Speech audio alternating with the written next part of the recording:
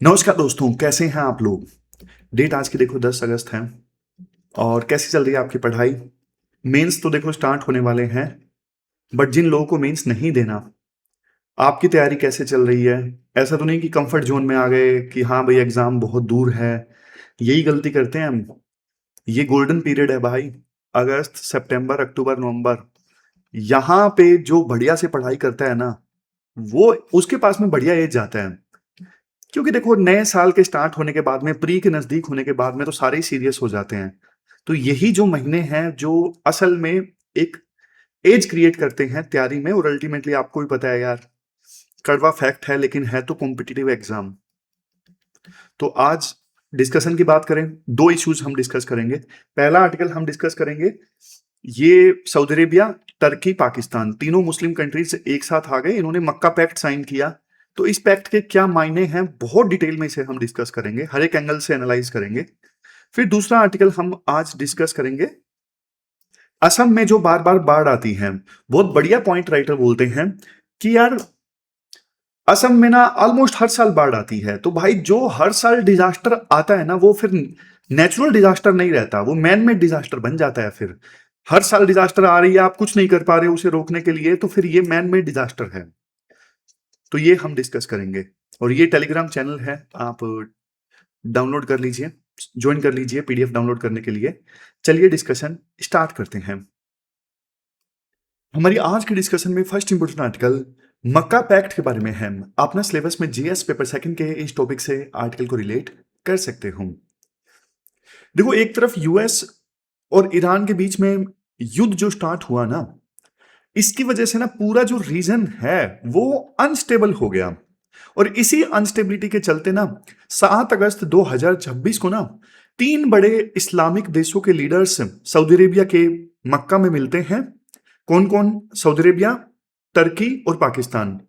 और ये तीनों मिल के ना एक ट्रीटी साइन करते हैं जिसका नाम है मक्का जॉइंट डिफेंस एग्रीमेंट। मक्का जॉइंट डिफेंस एग्रीमेंट। और इस ट्रीटी की सबसे खतरनाक और सबसे पावरफुल लाइन जानते हो क्या है? ये है, any armed attack against any one of three states shall be regarded as the attack against them. अगर आपने एक पर हमला किया तीनों में से, तो तीनों पर हमला माना जाएगा। अब इस लाइन को सुन के आपके मन में क्या आया? जाहिर तौर पे आपके मन में नाटो का आर्टिकल 5 याद आया। आज तक नाटो ने देखो इस प्रोविजन को ना सिर्फ एक बार यूज किया है, 9/11 हमले के बाद। नाटो का ये आर्टिकल 5 है कि नाटो के किसी भी मेंबर कंट्री पे अगर हमला होगा तो इसे सभी मेंबर कंट्रीज के ऊपर हमला माना जाएगा। और इस प्रोविजन का यूज किया गया था 9/11 हमले का, जब यूएसए ने जवाब दिया, अफगानिस्तान के अंदर इंटरवेंशन की ना, तब इस आर्टिकल 5 का यूज किया गया था। तो देखो, कुछ एक्सपर्ट्स बोल रहे हैं, क्या ये नया मुस्लिम नाटो बन गया है?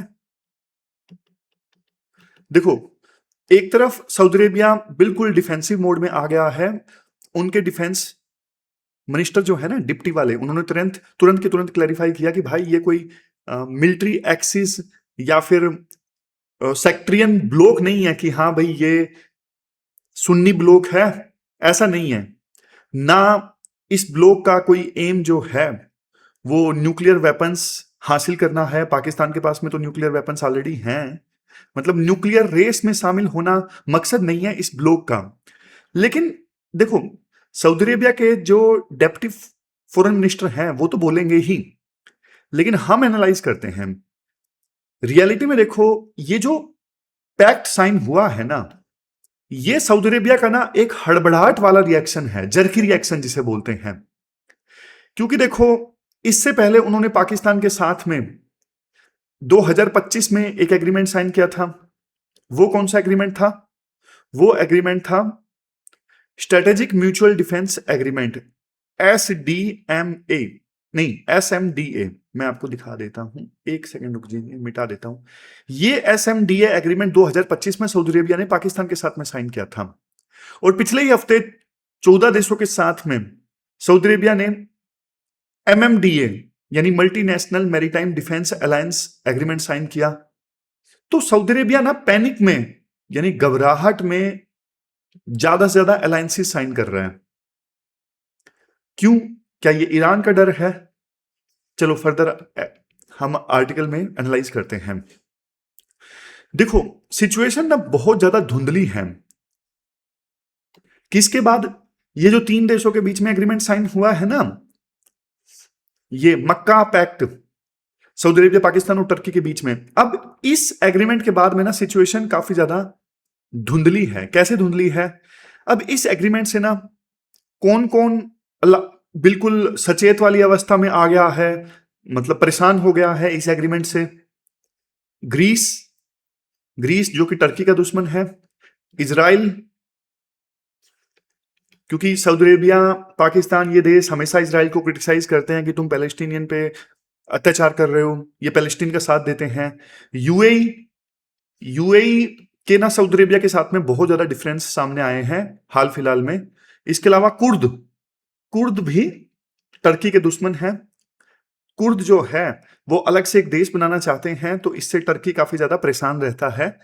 तो ये सब परेशान हो गए हैं इस नए पैक्ट से। लेकिन सबसे बड़ी बात है, सबसे बात इस ट्रीटी की है साइलेंस, चुप्पी। ट्रीटी में देखो साफ साफ ये नहीं बताया गया है कि दुश्मन कौन है। क्या दुश्मन ईरान है, क्या दुश्मन इजराइल है, या फिर कुर्द जैसे नॉन स्टेट एक्टर हैं। साफ साफ इस पैक्ट में दुश्मन के बारे में बताई नहीं गया है। इन्होंने किसी और लाइक माइंडेड कंट्री को इनवाइट नहीं किया, मतलब 3 ही देशों ने साइन किया ये पैक्ट। और भी तो मुस्लिम कंट्रीज हैं, उनको भी तो इनवाइट किया जा सकता था। और इसके अलावा देखो दूसरे जो ऑर्गेनाइजेशन है ना, जैसे अरब लीग है, ऑर्गेनाइजेशन ऑफ इस्लामिक कोऑपरेशन है, ओआईसी है, या फिर जीसीसी है, गल्फ कोऑपरेशन काउंसिल। अब ये जो बड़े बड़े संस्थान है ना, जिनका लीडर एक प्रकार से सऊदी अरेबिया है, अब उन ऑर्गेनाइजेशंस का इस पैक्ट से ना कोई लेना देना नहीं है, समझ गए? तो इसलिए काफी एक्सपर्ट्स जो हैं वो एकदम से ये जो पैक्ट बना है इसको लेके हैरान भी है। अब आप देखो एक बेसिक फैक्ट याद रखिएगा, अरब और मुस्लिम वर्ल्ड ना पिछले 80 सालों से ना इजराइल के खिलाफ एकजुट नहीं हो पाए हैं। तो आज अचानक ये मुस्लिम नाटो बन जाएगा जो ईरान से लड़ेगा या फिर इजराइल से लड़ेगा, ये थोड़ा ना हवावाही लगता है। लेकिन एक मजेदार बात है यहां पे, क्या ये तीनों देश जो हैं वो औपचारिक रूप से देखो यूएस के एलाइज हैं, यूएस के दोस्त हैं, और यूएस इस पूरे मैटर पे ना पूरी तरह से शांत है। तो क्या ये जो पैक्ट बना, क्या ये यूएस की परमिशन से हो रहा है? पैक्स अमेरिकाना को बचाने के लिए, यानी यूएस के दबदबे को बचाने के लिए, या फिर ये जो पैक्ट है वो यूएस को बाईपास करके बना है? अभी देखो हम कुछ नहीं जानते, सच्चाई तो यही है। अब आप ये सोच रहे होंगे कि देखो 3 मुस्लिम मेजर पावर्स हैं, एक साथ आ गए, प्रॉब्लम क्या है? प्रॉब्लम देखो इतिहास में है, इतिहास में प्रॉब्लम है। कैसे? देखो सऊदी रॉयल फैमिली के दिलों में ना आज भी ओटोमन एम्पायर ने जो जुल्म किया था ना उसकी यादें हैं। और ओटोमन एम्पायर मतलब आज का टर्की, समझ गए? ओटोमन एम्पायर जो पास्ट में था उसको किसने इनहेरिट किया? टर्की ने। जैसे यूएसएसआर को किसने इनहेरिट किया? रशिया ने।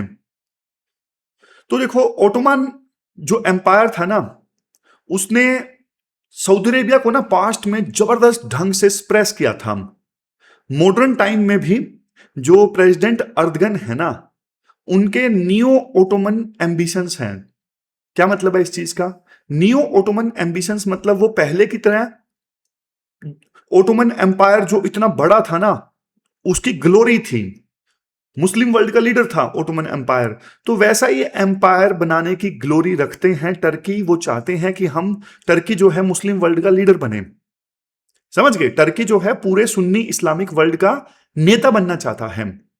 लेकिन सऊदी किंगडम जो है खुद को इस्लाम का कस्टोडियन मानता है कि मक्का मदीना हमारे यहां पे हैं तो हम इस्लाम के कस्टोडियन हैं। तो कभी भी ना ये याद रखिएगा आप, सऊदी अरेबिया जो है कभी भी टर्की का चेला बन के नहीं रहेगा, क्योंकि दोनों मुस्लिम वर्ल्ड का लीडर बनना चाहते हैं।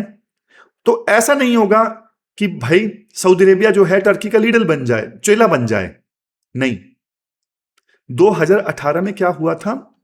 2018 में ना इस्तांबुल के सऊदी कॉन्सुलेट में ना एक पत्रकार की हत्या कर दी गई थी, जमाल खाशोगी, इनकी हत्या कर दी गई थी। अब देखो, इस हत्या की ना टर्की ने जानबूझ के डिटेल्स लीक कर दी थी ताकि सऊदी प्रिंस मोहम्मद बिन सलमान की ना इमेज खराब की जा सके वेस्टर्न कंट्रीज में। और इसकी वजह से ना टर्की और सऊदी अरेबिया में ना ट्रस्ट डेफिसिट बहुत ज्यादा बढ़ गया था।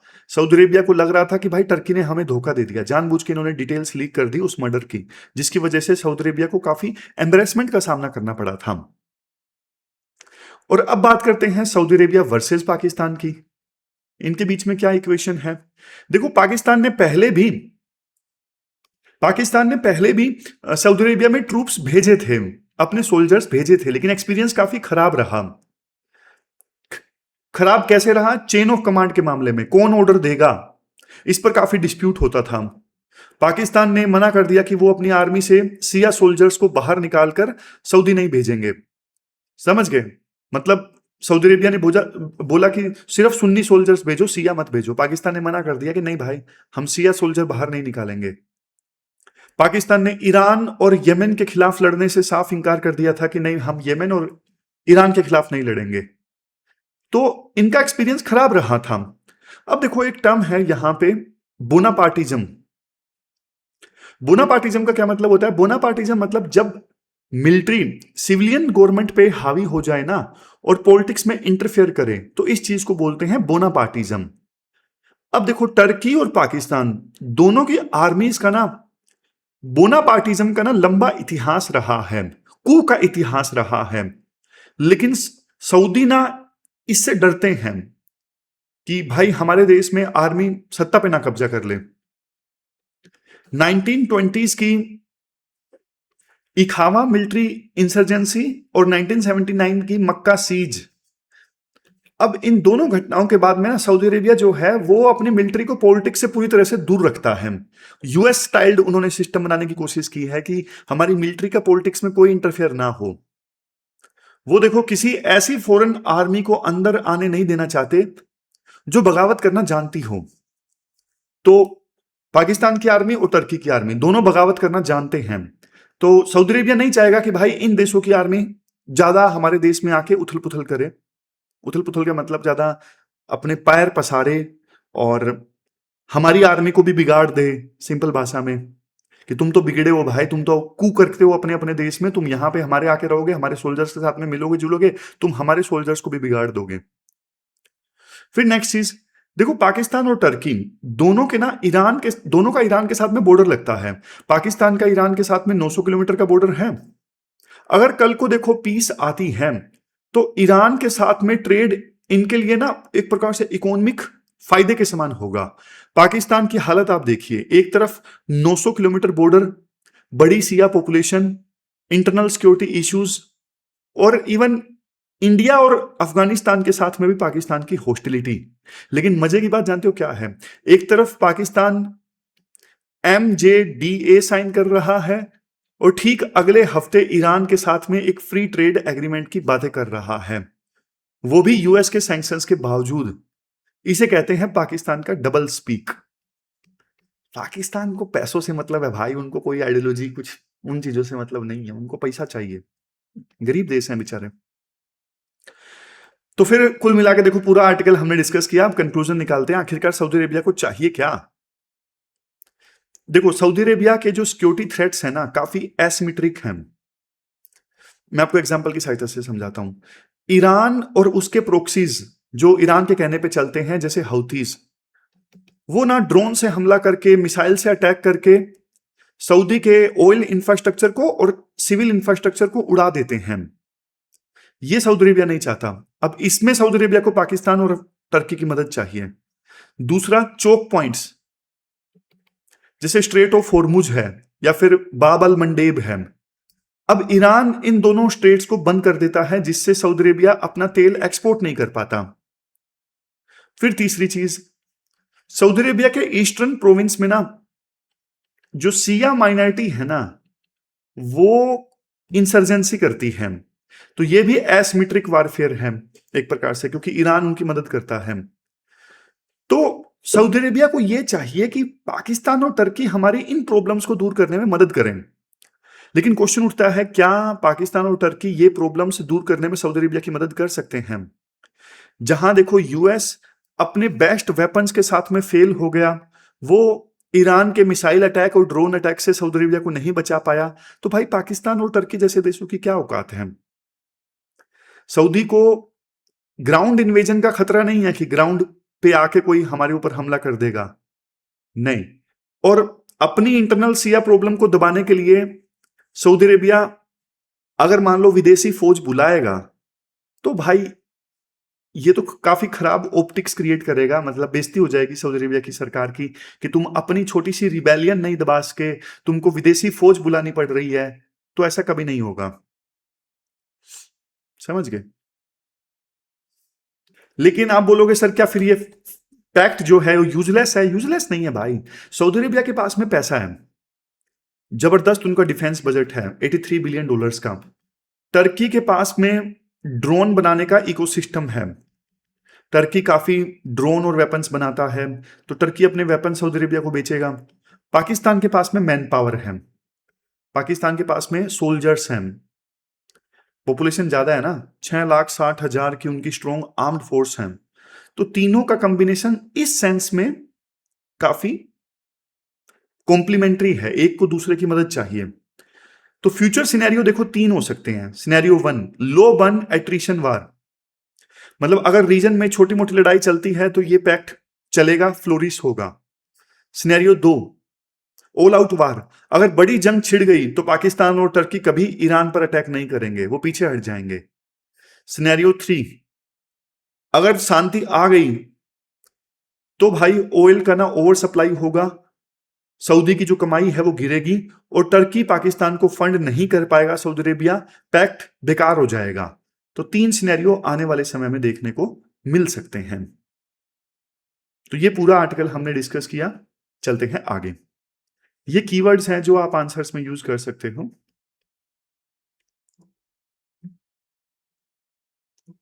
फिर ये क्वेश्चन है आज का प्रैक्टिस क्वेश्चन नंबर 1 जो आपको अटेम्प्ट करना है। चलते हैं आगे। इसके बाद नेक्स्ट आर्टिकल देखो, असम फ्लड्स से संबंधित है। आप ना सिलेबस में जीएस पेपर 3 के इस टॉपिक से आर्टिकल को रिलेट कर सकते हो। शुरुआत में देखो काफी दर्दनाक फैक्ट्स दिए जाते हैं आर्टिकल में कि इस बार असम में जो मानसून आया है ना उसकी वजह से फ्लड्स आई, 95 लोगों की जान जा चुकी है, 14 डिस्ट्रिक्ट्स में 1,60,000 लोग जो हैं वो प्रभावित हुए हैं, 563 विलेजेस अभी पानी में डूबे हुए हैं, 7 जगह पर इम्बैंकमेंट्स टूट गए हैं, 17,000 हेक्टेयर जो क्रॉप्स का एरिया है पूरी तरह से डिस्ट्रॉय हो चुका है। अब आप हिस्टोरिकल पैटर्न देखिए, 2023 में भी वहां पे फ्लड्स आई, 26 डेथ, 6,30,000 लोग प्रभावित हुए। 2022 में भी 35 डिस्ट्रिक्ट्स में से 32 डिस्ट्रिक्ट्स प्रभावित हुए, 3 मिलियन यानी 30 लाख लोग जो हैं वो डिस्प्लेस हुए। जब देखो एक डिजास्टर हर साल शेड्यूल से आती है तो भाई ये फिर अब नेचुरल डिजास्टर नहीं है।